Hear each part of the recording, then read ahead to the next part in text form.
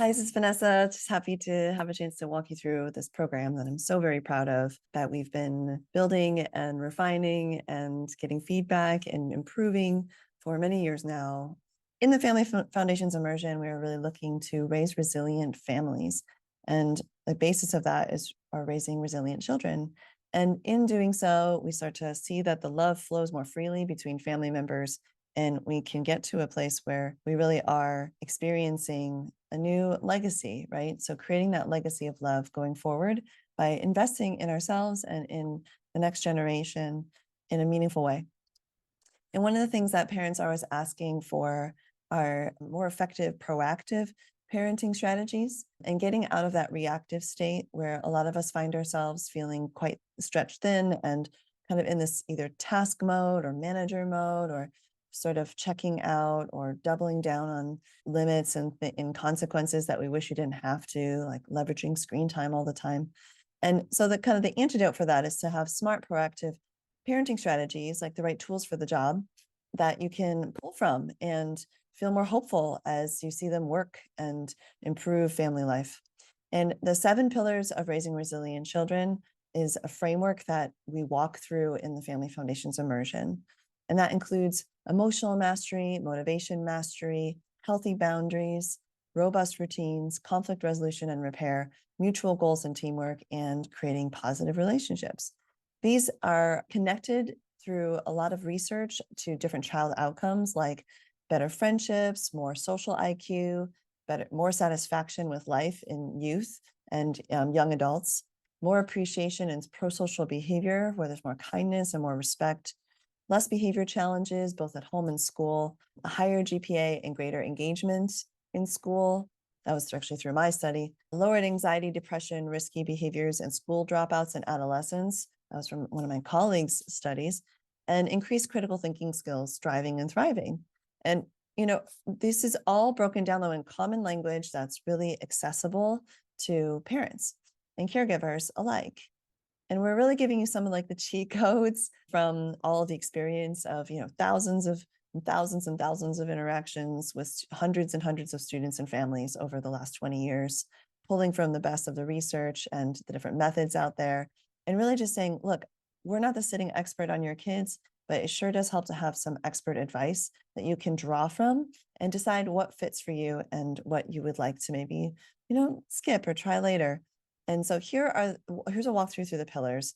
First of all, emotional mastery is one of the very first things that we're going to want to get a handle on, because if we are flashing stress, we are having, a bad reaction to emotions, it can really break things down in a way that starts to become a strain on the relationship and even dysfunctional. So when we're wanting to embrace the big emotions like tantrums and power struggles and meltdowns or extreme shyness, all kinds of ways that big emotions show up, we want to start building in family practices. And one of the things that we emphasize is are ways to practice calm down tools outside of the upset moments, so that when you're inside of them, they're already friendly and familiar.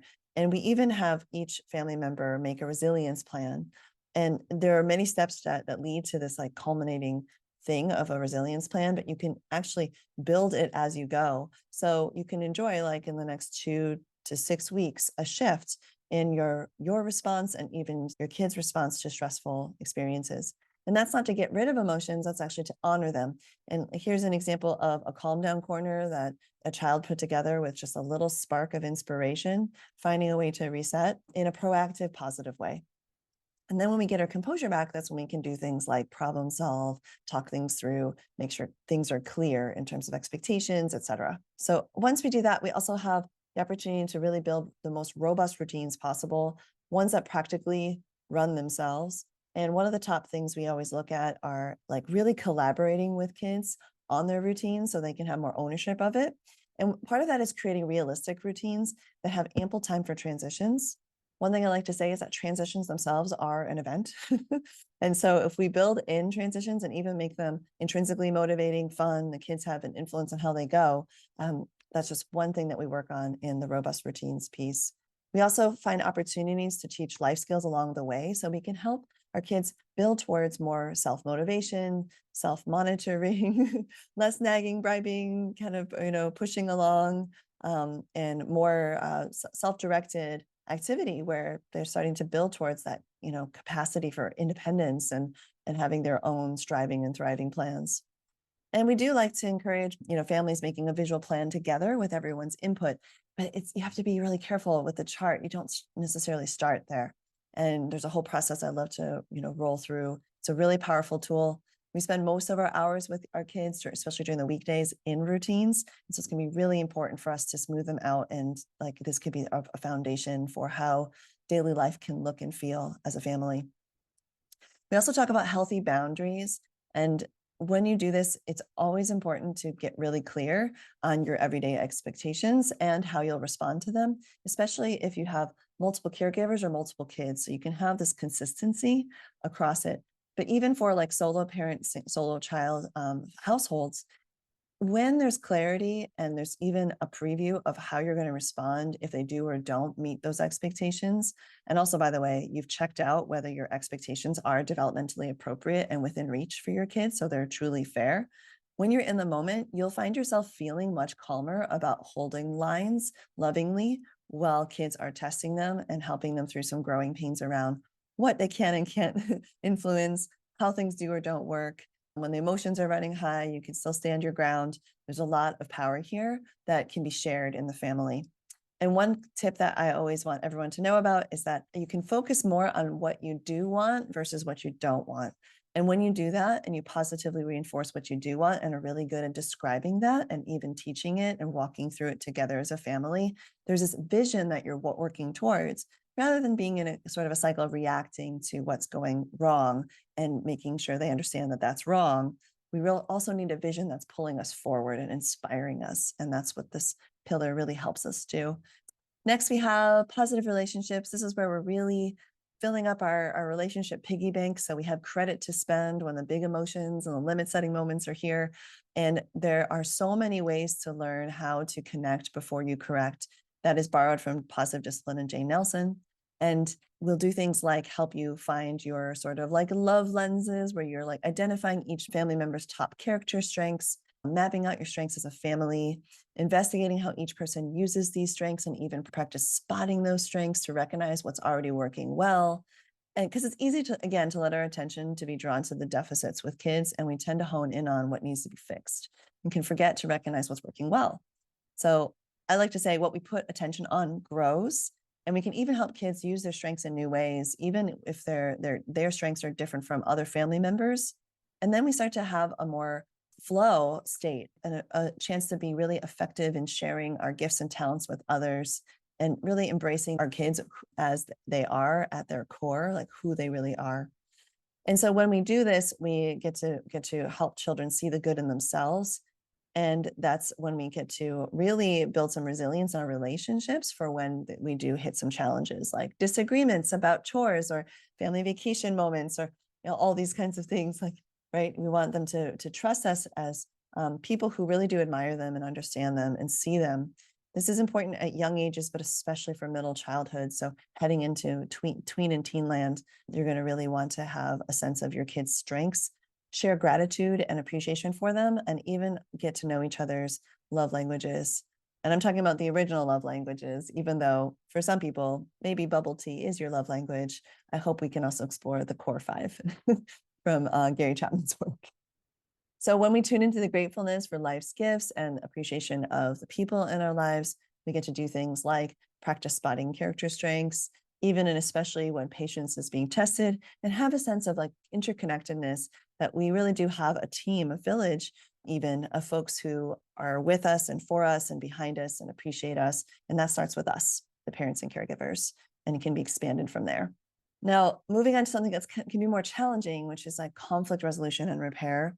Every family needs a way to mend fences and heal wounds and take accountability and make sure that we address impact and make sure that we have effective repair tools to fix mistakes, especially. For some of you, this is already a strength. One thing I want you to know, though, is that just because you're good at repairing doesn't mean your kid is going to understand the ins and outs of what you're doing. And so one opportunity we have here is to break down the tools, like things like I statements and effective apologies, and something that it's called problem-solving strategies that are a set that, again, drawing from Positive Discipline, I found wildly helpful in the classroom with 6 to 9-year-olds, but can even be applied and modeled at earlier ages and older ages. And this can be a really powerful way to start bringing in the concept also of family meetings. There's a lot more to explore there in the program.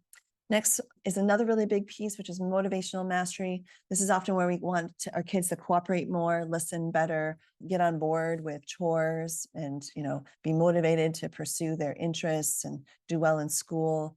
Maybe this is something that you just wish you didn't have to be so involved in making happen.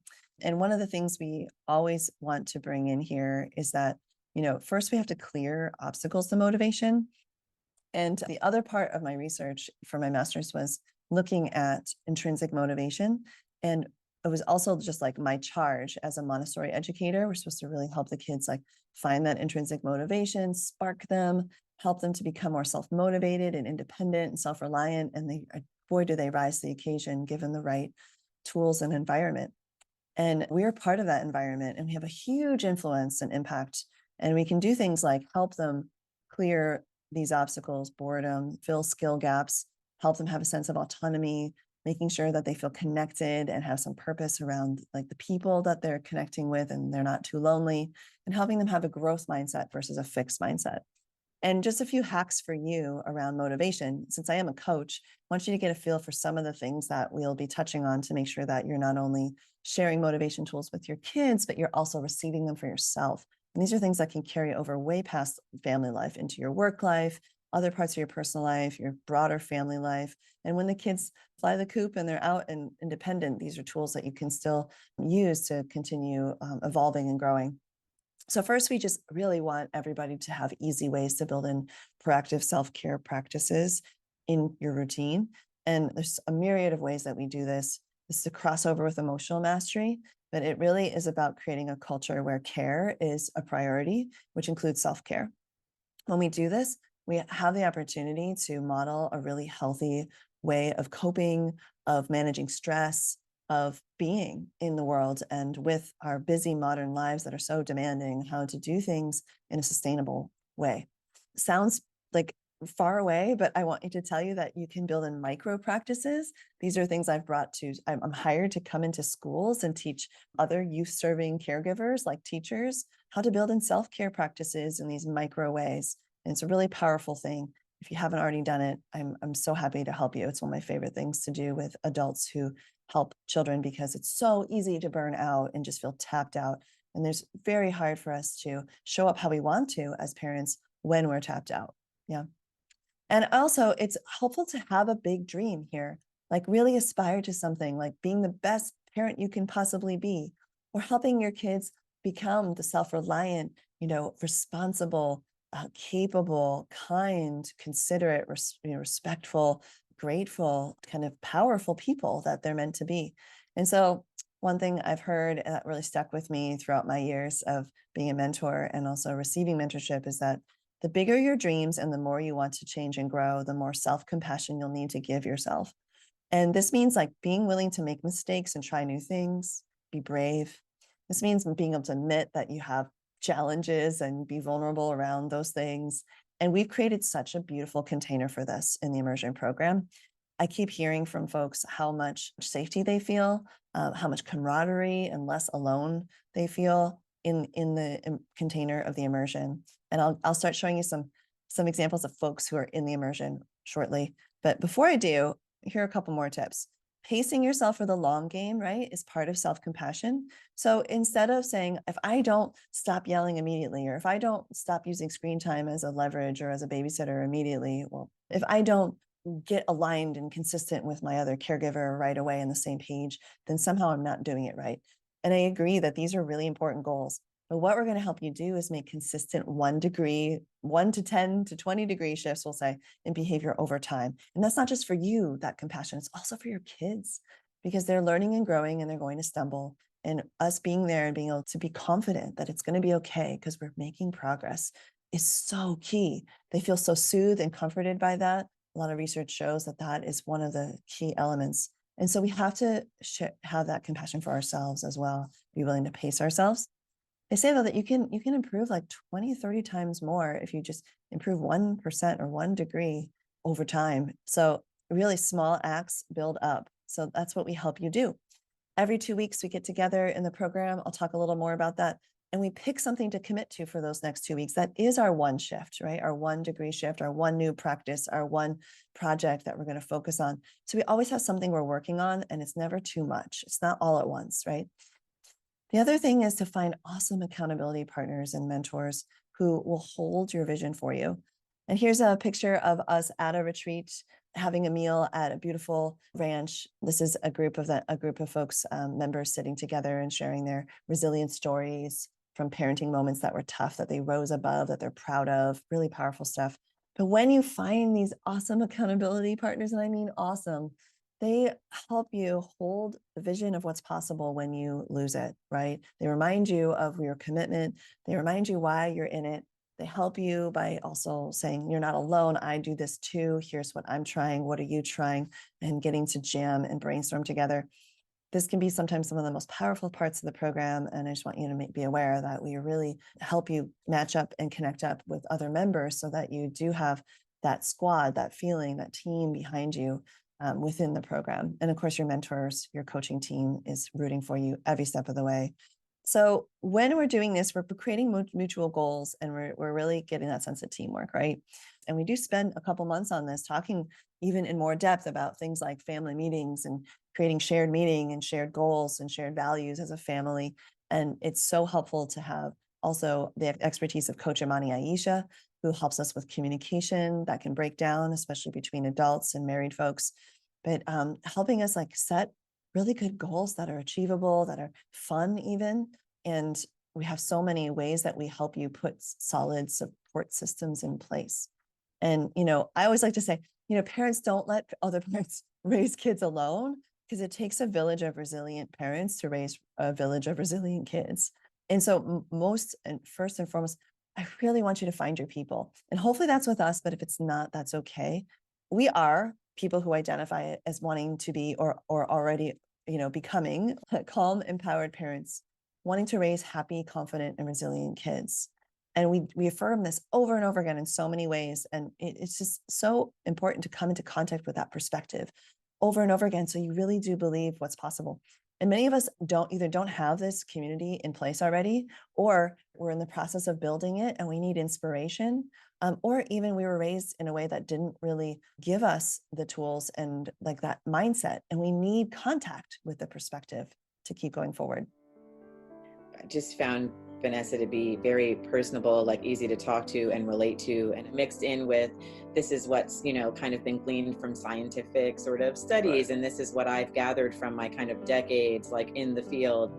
I'm pretty impressed by how often I bring up a problem and she's got like, okay, well, let me start with some things to try. Vanessa has just a lot of tools. Like for example, just the simple idea, be reminded that, if you push on someone, they're going to push back on you. But if you try to get on their side and be like, oh yeah, I understand that it stinks to put the iPad down. Suddenly you can get into a more empathetic space with them and talk about it and come to a better solution. So things like that, things about like how to put together a schedule and maintain it, pretty concrete things to move us through it, as well as a willingness just to keep asking questions and really, understand what we're talking about.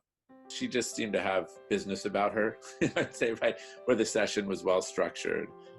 Yeah. We made it through a lot of stuff and it was like, okay, it seems like if you work with her, she's going to have the sort of philosophy that resonates with us, but also like a structured approach that's going to make sure we actually get some things done. And like you leave with, sort of clear ideas of, okay, Right. This is what I took from this, not just kind of like a share session of how difficult it is to be a parent.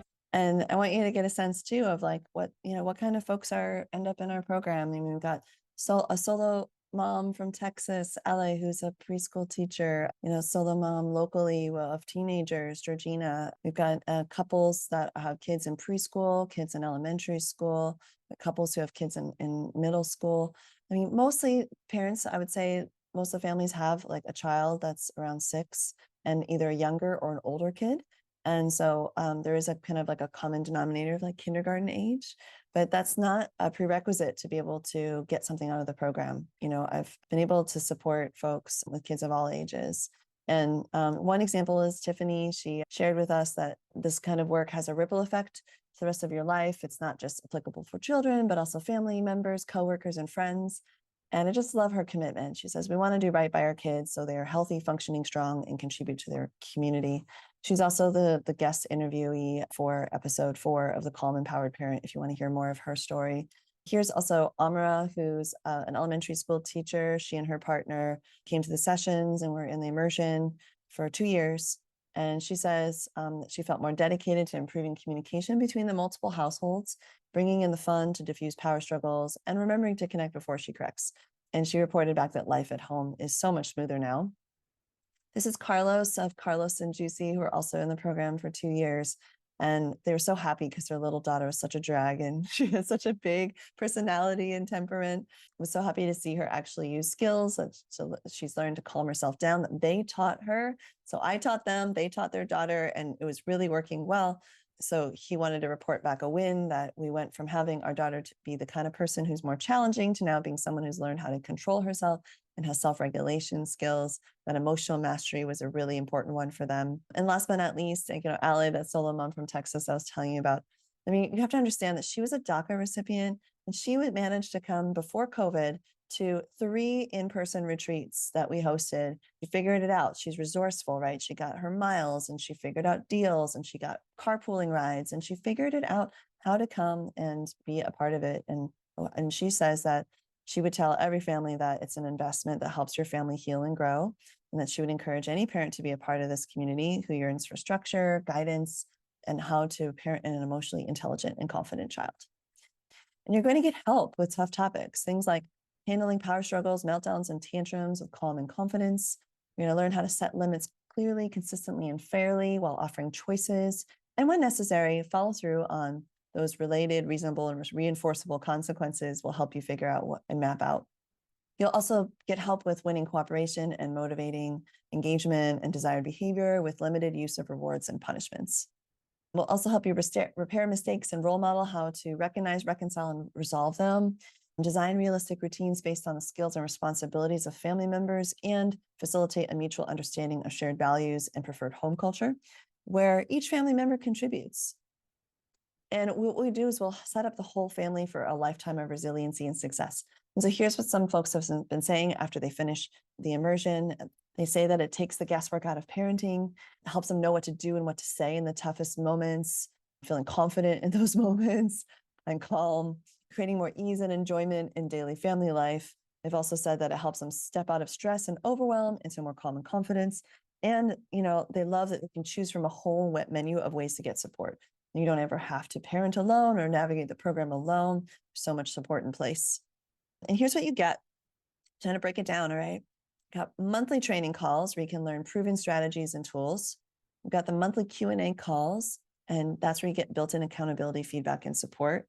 And then in your course library, you'll have all of the recordings of everything we do, plus early access to all the handouts of all of the modules and topics and pillars, so that you can, download them at your leisure. We'll also have like a private social group. Right now it's on Facebook, where we can stay connected between calls and you can interact with other members more easily, especially since some of us are not in the same location.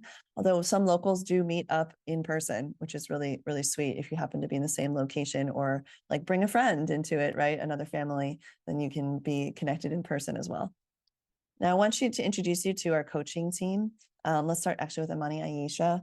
She's a wife, mama, marriage coach, and author, and she's all about communication. That's her expertise. And she's really committed to married folks, but also all adults in our program to become master communicators in their relationships. So you can see how this would also translate to parent-child relationships. It's not just with other adults, but it does help to have those chops, whether it's with a teacher, with your sister, with any other caregiver that is in your child's life. So she gives us really tactical tools, and I just love that she's very straight shooting. And very helpful when you run into challenges. Folks have gotten a ton out of coaching sessions with her, and she comes on and does several trainings with me, alongside me, and also is available for Q&A sessions to follow those trainings. So an excellent resource for you. A newer team member I'm really excited about is parent coach and occupational therapist, Catherine Dunn. People have just been going crazy for her work. And so I'm so happy that she joined our team. She has nearly 15 years of experience in the field of pediatric educational occupational therapy. And she currently works locally at the Berkeley Unified School District, but also operates a small private practice. And she's worked with all age groups from toddlers to teens.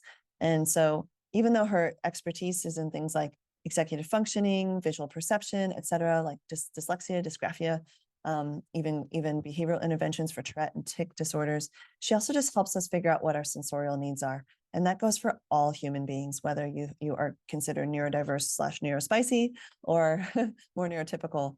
And yeah, she lives right down the street. We're actually neighbors, and just so happened to find each other. And she's in the mix too with her little ones. So you're in good company with lots of on-the-spot examples that she has been experiencing from her students and her own children. And of course, there's me. You've been introduced to me before. I am the lead coach. I am the person who you'll be, having the most contact with, your through line in the program. I attend, if not most, usually all of the events. And so I'm there, I'm present, I'm with you. Whether you are, having meetings with Coach Catherine and Coach Amani also alongside me, I am your through line. And once you're in my world, I'm in your court. Yeah. Like I'm right there. I'm in your corner. I'm on your team. I'm part of your village.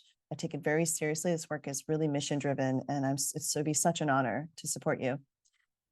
Thank you for listening. I know this has been quite a length of presentation, but hopefully gave you enough information so that you have a better picture of what this experience might be like. Also encourage you to check out the videos of folks who've been interviewed about their experience.